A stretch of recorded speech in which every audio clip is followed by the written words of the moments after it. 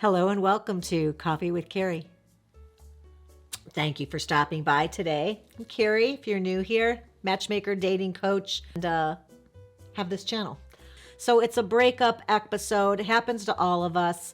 Happens to clients all the time. They are on the right track. They think things are going well, and suddenly it's going nowhere and it's over. And they're like, what did I do wrong?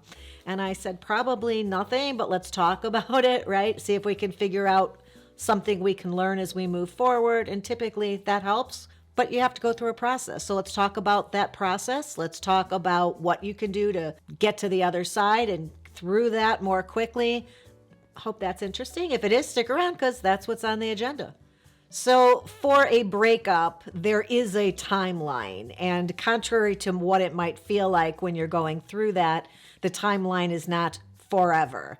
There is the other side, and there is a process for that. And it's the same grieving process we go through when somebody's no longer with us, whether they passed away or whether they've passed on having a relationship with us or vice versa. We've decided they're not for us long term. Like all things, this too shall pass. And the really cool thing to keep in mind is that while it may feel like you have a broken heart and there are physical feelings that come with that type of disappointment and heartbreak, I am here to guarantee you that your heart is not broken. It is still in there. It is still beating, and it's just waiting for you to get through the process so that it can move on, get back out there, and possibly love again. One of the first things I'm not going to go through the stages of grief. There's a couple other things I did want to talk about though. One being how typically we feel regret afterwards and we question ourselves and our choices. And I think if you can examine that from the perspective of this is a growth experience. It's hard to keep these things in mind when you're hurting. I understand. But somewhere in the back of your mind, I want you to remember that this is indeed a learning experience. And if you can walk away from any experience having learned something about yourself, it's always better to have a growth experience behind you than just one that left you heartbroken and not understanding what went wrong. So, figuring out what you could take away from this is always going to be a positive. And while that may not end the grieving process for you, you still got to go through all the other stages. I think it's helpful to know there is an actual length of time this typically takes. And if this is a long-term relationship, that time frame is typically around a year, no more than 2. And sometimes much less, depending on how resilient you are or what happened that might actually aid you in getting to the other side more quickly.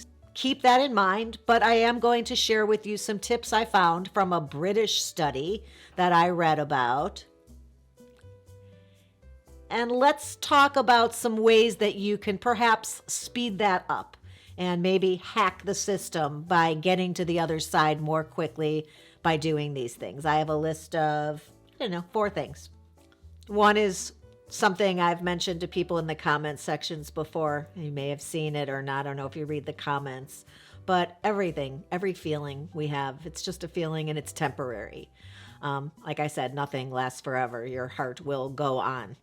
So says the Titanic song.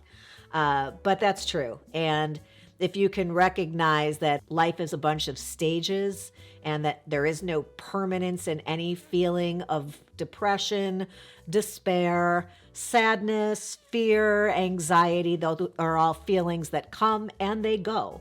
And if you can recognize that you're not stuck in this feeling forever, it will pass, then I think that's a positive way to understand that good times are on the way, that you will get there, that there will be happiness and joy again in your life, and that kind of helps you move through that process a little bit more easily. Next, I would mention that in this study, when they were tracking people after the breakup, tracking the brokenhearted, they found that most of that healing, which needs to be done before you can happily move on carefree again. You can move on without being carefree. You could start dating right away. Some people do that and it speeds up the process for them. But if you're going to wait this out till you're feeling fully like yourself again, that most of that healing takes place in the first year. And I would want to point out to you too here that sometimes that grieving process can start before the end of the relationship.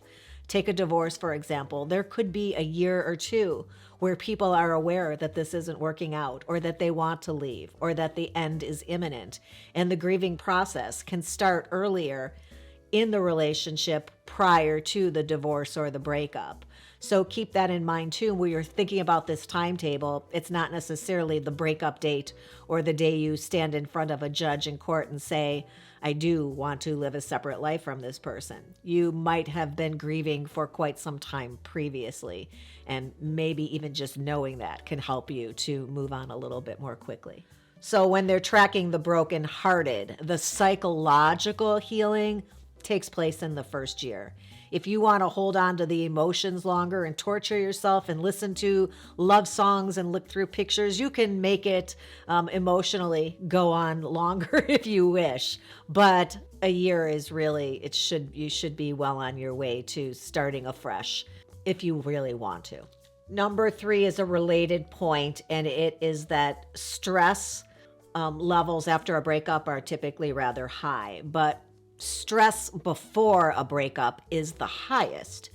So they rationalized and shared in this study that stress in that second year is for sure way lower than either year 1 before the breakup or 2 after the breakup. So if you're looking at going, oh my God, is this going to be another year like this? No, it's not. And it probably could have been the worst happened even prior to the breakup. All that stress and anxiety and all the emotion, right? All that going on and the rationalization and the soul searching, all of that is really high for stress.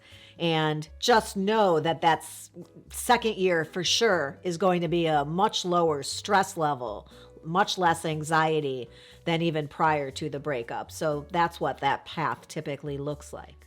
And then I have to share it because it was in the study and it's not what I typically recommend to clients. A lot of times you'll find me with a client saying, are you sure you're like ready to get back out there again? And especially with matchmaking, because typically the people I'm matching are looking for serious, committed relationships. 90% of my clients are not looking for something much more casual. So knowing somebody's newly out of a past relationship, I always question, are you like sure? I mean, because I'm gonna have to tell people that this is a fairly recent occurrence, his or her being single. I don't want somebody to find out on a date that this person's only been out of a marriage for 3 months. That would be, I feel, misleading on my part. So I share that ahead of time. I will say that this study told me, and is now telling you, that rebound relationships do make that first year much more tolerable. So I think as long as you're being honest with somebody, don't be deceptive, because you never know. It could be that this is a great person and you're not ready yet. You may need to see this person and go, oh gosh, I'm not ready yet, and go back to something much more casual. But you may want to revisit that relationship if by chance you got lucky and the first person you were dating was somebody you really did have a fabulous connection with. Not saying you couldn't follow through and become committed to this person, but a lot of people do feel they need a little bit more time to get to where they're ready to commit to another person. So I will just say honesty is the best policy, I think. But getting out there dating or being honest and saying, I'm not looking for anything super serious. I just got out of a relationship. I am looking for somebody, companionship, or, somebody to enjoy dinner with or see a movie. And you can also add, but you never know, because that is certainly true. I had somebody say that, and sure enough, he was just recently out of a long-term dating experience. I think they'd been living together for like 3 years, and very quickly he was working with me as a matchmaker.